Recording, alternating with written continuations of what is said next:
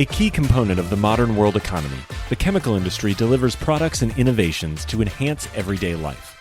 It is also an industry in transformation, where chemical executives and workers are delivering growth and industry-changing advancements while responding to pressures from investors, regulators, and public opinion.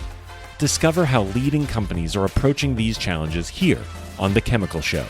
Join Victoria Meyer, president of Progressio Global and host of The Chemical Show, as she speaks with executives across the industry and learns how they are leading their companies to grow, transform, and push industry boundaries on all frontiers. Here's your host, Victoria Meyer. Hi, I'm Victoria Meyer, host of The Chemical Show.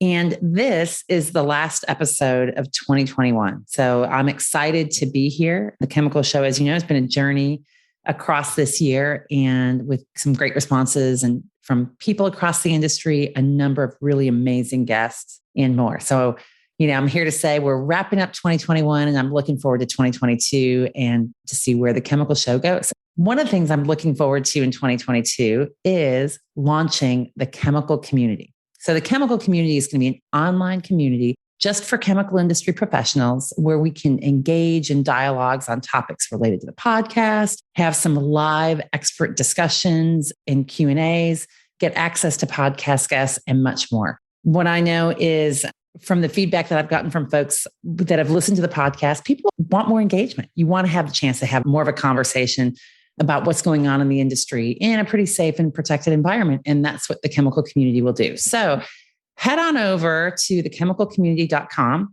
to get signed up and to be part of the chemical community as we roll forward. So today I am going to be talking about the top 10 events of 2021. So we're doing this a little bit David Letterman style. So for those of you that have, watched David Letterman and listened to it, so we're going to be counting down 10 to 1, and they are not necessarily the most in any particular order, but really just kind of in order. And so here we go. Number 10, the U.S. Gulf Coast winter freeze, otherwise known as Winter Storm Uri, happened in February of 2021, and it was unanticipated, right? So what we saw in the industry was a number of our U.S. Gulf Coast facilities having to shut down in very short order in a less than ideal fashion, and then having their equipment and plants just go through a tremendous freeze. So energy issues, freezing plants, and unfortunately, it caused really some delays, slow startups, delays in product, et cetera. So I put this U.S. Gulf Coast winter freeze as one of my top 10 events in 2021. And people who commented or voted on a poll recently on LinkedIn thought the same thing. The number 9, I guess I'm counting down backwards. My number 9 item is China's energy policy and the energy shortages. And I think there's a lot of things going on there, but what we've seen is rolling blackouts across the industry, affecting many chemical producers that have been, of course, exporting product into the US. Some of it's related to growth. Some of it's potentially related to China's policy as it goes into the Winter Olympics, which are being held in February. So I have the China energy policy and electricity policies as number 9. Number 8, Hurricane Ida, which hit Louisiana in August. So just as chemical companies in Louisiana and even Texas were recovering from the freeze in February, it took a long time for some companies to recover. Along comes a hurricane because, deep in the heart of the U.S. Gulf Coast, hurricanes are a fact of life. So Hurricane Ida hit land in Louisiana, I think it's a category 4, caused tremendous damage, not just to plants and equipment, but also to the people that are really working in those facilities, causing a tremendous, again, another shutdown in the chemical industry for those facilities. They had to go through and recover tremendous challenges on a logistics system that had already been challenged, right? I heard stories of washed out railroad lines. The good news is people across the industry are really creative. And so through that creativity, they've managed to recover and find alternatives. But man, Hurricane Ida absolutely hit the top 10. Number 7, the UK energy and natural gas markets, right? So what we saw this summer, and you kind of laugh, I kind of chuckle a little bit, is, not enough carbonation for fizzy drinks. What the heck is going on there? All of a sudden, people across the UK, people across Europe understood a little bit more about the interconnectedness of the chemical markets, right? So if you look at, and a lot of this had to do with very high nat gas prices, making it not affordable for the fertilizer plants and some other plants to produce. And they shut down. And that was a problem across the UK for their food, in particular industries and others, until the government had to step in, create some alternative solutions, et cetera. As we sit here in December, still in the early part of winter, and the expectation is that nat gas prices in Europe, in North America, are going to be very high. And that has an impact not just on consumers, but also on our chemical industry profitability and ability to operate, et cetera. So wind and natural gas. And we didn't even really talk about the wind. Part of the wind story is that the UK wind farms in the North Sea, there was less wind. And so therefore less energy and had to fire up the old coal-fired plants. So I think there's this whole interconnectedness that people understand, but maybe are not, and they understand more. And so I think we have to have policies that absolutely understand the intent, but also the unintended consequences of those actions. Number 5, I'm saying this is COP26, the gathering in Glasgow around sustainability and environmental, et cetera. As we look at greenhouse gases and carbon and other things. And, I identify that event as a milestone, although this is part of an ongoing topic that folks across the chemical industry are working on, right? The event in Glasgow really manifests into something significant.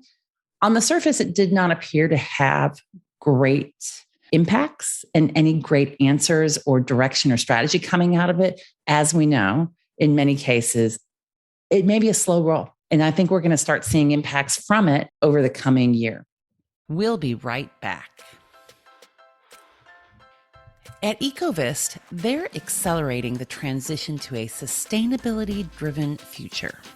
Their long history of innovation, expertise, and customer collaboration supports the development of proprietary catalysts and services across their 2 industry-leading businesses, Advanced Materials and Catalysts and Eco Services. Advanced Materials and Catalysts is a leader in proprietary and customized technologies for polymers, cleaner fuels, emissions control, and circularity. Eco Services is the largest North American recycler of spent sulfuric acid. Ecovist, your catalyst for positive change. Number 5, COVID vaccine availability. So I hesitated to put COVID in, but COVID's a reality. What is hard to remember, as we now are at the end of 2021, in January is when the first vaccines were really widely available in the US, Europe, and elsewhere across the world. So that has had a significant impact in terms of the availability for people to travel and all the knock-on effects that it has on chemical demand and energy demand, the ability of people to gather together again in large groups, right? And so we're starting to see more events and activities and conferences happening, right? So we can finally get back to being in person. It affects workplace plans and whether people are, going back into the office, whether there's hybrid offices, et cetera. I've found personally through the chemical industry, folks that I talk with, many of them are already have open offices, but there are still some, especially some of the biggest players that are working through their policies and whether people are in the office on a full-time basis, on a hybrid basis, et cetera. However, I think we could all agree, no matter what your opinion is about vaccinate or don't vaccinate, require it or don't, the COVID vaccine availability that we've seen has been a significant milestone for the world and the chemical industry in 2021. Number 4, supply chain. I hate to just throw this out there because supply chain covers a wide variety of things, but I want to really maybe focus in on the challenges that we've seen of international supply chains, right? So product coming from China to the US, from Europe to the US, or the US to Europe, et cetera. When you look at the challenges that we've had on moving product across countries and continents, which is something that we've come to rely on, both as individuals when we look around our homes and offices and see the products that are made all over the world. And also as a chemical industry, because many of our raw materials and finished goods and products, we are reliant on international transport of those and sale of those products. So the supply chain is a challenge. Port closures and those unexpected port closures that came about several times this year due to COVID flare-ups, COVID case flare-ups, I guess we would say, in areas, is one of the big significant things. And then I think the other story that goes along with that is how retailers and consumer products are taking up space, right? They've got the ability to charter entire ships containers and have a buying power in excess of what many chemical companies have. And that's been one of the big challenges and one of the significant events, if you will, of 2021. Labor issues, right? So when I talk to people across the industry, whether they're chemical producers, whether they're logistics providers, whether they're customers, right? Like my recent conversation with Amelia Nasser from Pactive Evergreen. Labor is a challenge, right? So we've seen both people, a number of people across the chemical industry are at a point where they are ready to retire, right? So the industry is getting older. We're starting to bring in younger people, but it's a transition that's hard to manage. And it's hard to manage in the current environment that we're in, right? So I think we've seen labor across a number of reasons and really all around the globe. We're seeing that challenge. Number two, I actually had number two as major retailers buying cargo space. I already talked about that. So I might just skip past number two. Number one, most significant event in the chemical industry in 2021, the Chemical Show launched. This has been a great excitement. So, here's a little bit of self-promotion, but really, I think the Chemical Show is filling a void in the industry that is really needed. We've had some amazing and awesome leaders come on the show. So starting with Brad Beauchamp, who was one of my very first interview. So Brad, thank you for having faith in me and joining the podcast. John Foley, boy, gosh, I'm going to go through all of them. Patrick Rapella, Neil Burns. There was a lot of people that joined me on the show. In fact, there's been over 30 episodes. So if you haven't listened to them all, go back and listen. And I really appreciate the people that listen. So thank you. We are going to continue this journey in 2022. And I knock on wood, I won't knock on wood because you'll hear it on my microphone, but I hope that 2022 is amazing for the chemical industry, that we see things start to level out and don't have some of these crazy events that occurred in 2021. And I hope that you keep listening to the Chemical Show, that you seek out and join the chemical community, which, as I said, is launching. And I'm pretty excited about that, and go forth and conquer. So anyway, thanks for joining me today. And I appreciate you listening to the Chemical Show. Like, listen, follow, share. I need each and every one of you to keep doing that. So thank you and Happy New Year. We've come to the end of today's podcast. We hope you enjoyed your time with us and want to learn more. Simply visit thechemicalshow.com for additional information and helpful resources. Join us again next time here on The Chemical Show with Victoria Meyer.